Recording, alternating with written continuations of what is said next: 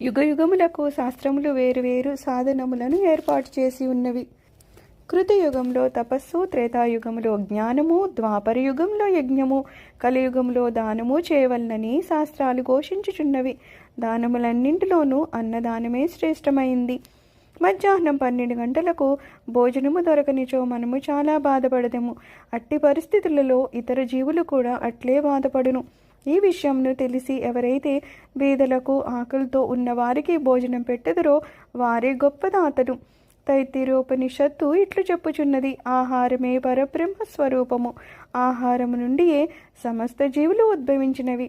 చచ్చిన పిమ్మట అవి తిరిగి ఆహారంలో ప్రవేశించును.